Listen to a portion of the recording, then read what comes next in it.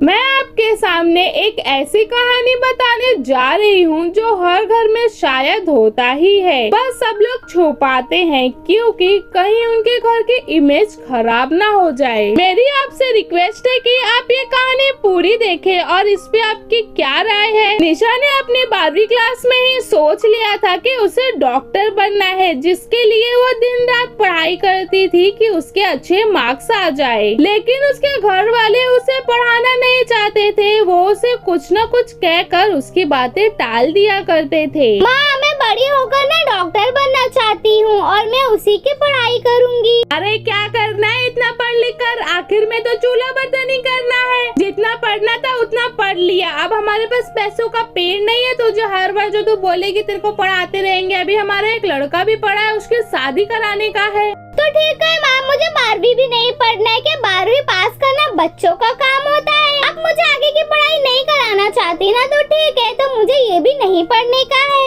हम तुझे एक ही शर्त पे पढ़ाई करवाएंगे, अगर तू 12वीं क्लास में 99% लाएगी तो मैं तुझे आगे पढ़ा दूंगा।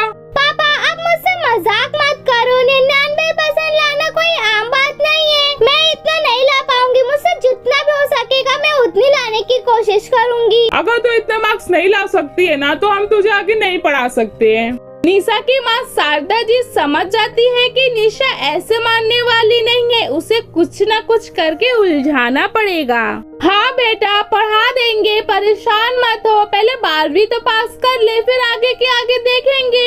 निशा अपने बड़े भाई से कहती है, भैया अब मम्मी पापा से बात करो कि वो मुझे आगे की पढ़ाई करने दे। मम्मी पापा, जैसे आपको इंजीनियर की पढ़ाई करा रहे हैं, वैसे मुझे भी अपनी पढ़ाई क्यों नहीं करने दे रहे हैं? हाँ ठीक है, मैं मम्मी पापा से बात कर लूँगा, तू परेशान मत हो जा। अच्छा, तेरा बोर्ड एग्जाम है ना, उसकी तैयारी कर। अब ऐसे ही समय बीतता गया। निशा ने अपने बोर्ड की परीक्षा दी, जिसमें उसका 55% आया। वो बहुत खुश हुई और अपनी मम्मी पापा से जाके कहा, पापा देखो ना, मेरे 55% आए हैं। अब आपको मेरा एडमिशन कराना पड़ेगा, प्लीज करवा दीजिए ना। बहुत हुई पढ़ाई लिखाई, अब घर के काम काजों में ध्यान दो। हर चीज तुम्हारे मुताबिक नहीं होगा, हर बार तुम अपनी खुशी देखते हो, कभी हमारे भी देखा करो। हम तुम्हारे माता पिता हैं, अब जो मैं कहूँगा वही होगा। पापा, इसे भी पढ़ने दो ना, अभी तो ये कितनी छोटी भी है, क्या करेंगे इसे घर पे बैठा के। राकेश, तुम अपना मुंह बंद ही रखो, इसे पढ़ा लिखा के हमें क्या मिलेगा? हम अपना पैसा क्यों बर्बाद करें इसके पीछे, आखिर में तो इसे ससुराली जाना है ना।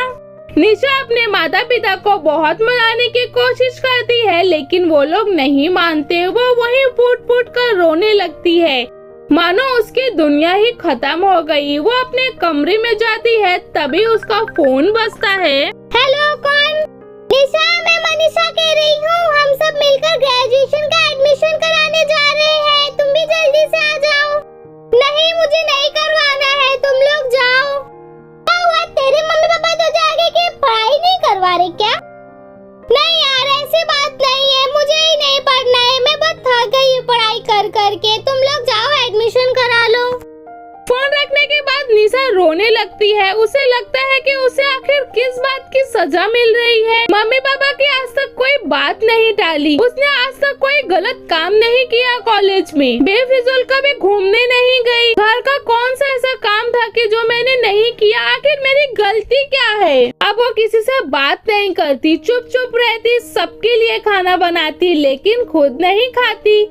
कुछ समय ऐसे ही चला गया, लेकिन निशा देखती है कि उसके घर वालों को कोई फर्क ही नहीं पड़ रहा है कि वो खुश है या नहीं। सबने उसे छोड़ दिया था उसके हालात में, कोई उसे समझाने, बात करने, पूछने नहीं जाता था। निशा के सहेलियों का हर बार फोन आता, लेकिन वो मना कर देती कि उसे पढ़ाई नहीं करना है, नहीं तो वो क्या कहे। उसके घर वाले उसे नहीं पढ़ा रहे हैं क्योंकि वो एक लड़की है, पढ़ लिख कर जो भी पैसा आएगा अपने ससुराल में देगी, मायके में तो नहीं देगी।